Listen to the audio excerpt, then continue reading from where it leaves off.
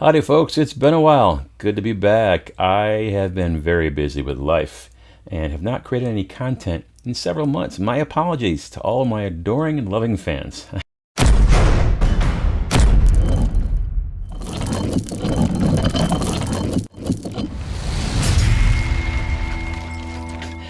I'm sorry I've not created content. It got to the point where I got the nasty gram from YouTube saying if you don't create any new content, we're going to turn off your monetization.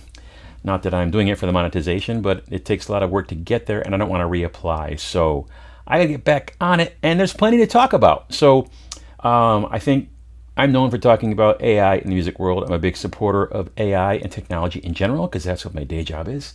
And there's some things going on. So let's talk about the big news in the world of music. The lawsuits against Suno and Udio are heating up. And we may be seeing a turning point that could reshape how AI and the music industry work together. I called it a year ago, and I think it's going to happen. The record companies are not suing to protect creativity or artists. They're suing to get their piece of the pie. So let's break down what's happening. Back in June 2024, the big three, Sony, Universal, and Warner, filed landmark lawsuits against Suno and Udio, and they're claiming that both companies trained their AI models on copyrighted recordings without permission.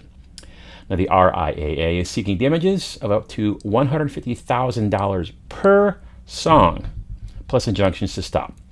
I'm going to do a different video on the per song thing. I did one last year on showing the examples of what they claim are sound-alikes, which is comical. So I'll do that in a separate video. But here's the twist. Suno and Udio have openly admitted they trained on copyrighted music. And instead of denying it, they argue it is fair use.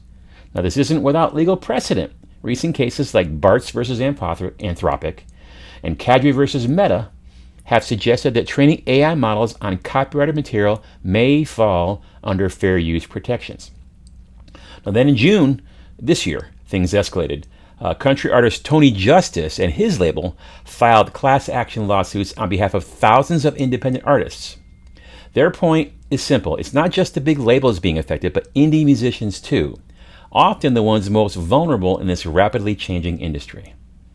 Now, as of spring this year, the court battles are still ongoing. Suno has worked out procedural issues with record labels over evidence, while Udio's case continues in New York with debates over technical filings. Imagine that. Law is complicated.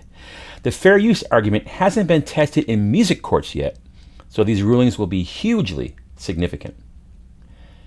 Now, here's the big development. Multiple reports this summer confirm that record labels are now in talks with both Suno and Udio about formal licensing agreements. This means that instead of fighting endlessly in court, they just want their piece of the pie. They want to collaborate. So licensing can ensure that they get paid, the artists get paid, while AI platforms continue innovating. So think of it as a potential Spotify moment for AI and generative AI in music. Not sure if that's a good thing or a bad thing given people's take on Spotify. So what does this all mean? First, the fair use defense is stronger than ever thanks to recent court filings. Second, indie artists are raising real concerns, and their voices do need to be heard in this process. And third, if licensing deals do happen, and I put lots of money on that, this could finally balance the concept of innovation with artist rights and create a framework where AI tools help music grow rather than tear it apart. Now, I've said this before, and I'll keep saying it. AI is not the enemy of music. It's a tool, just like recording software or synthesizers once were. Heck, I was driving down the road earlier today listening to some 80s stuff on Sirius. I'm like, dang, let's listen to all those horn samples. And did all those horn samples on that D50, did they take my jobs away? No, as a horn player, I didn't lose any jobs because of that. So new technology is always considered a threat, and it ends up not being a threat. If done responsibly, AI can empower creativity and even open new opportunities for musicians. Now, these lawsuits are critical because they'll shape the rules of the game for years to come.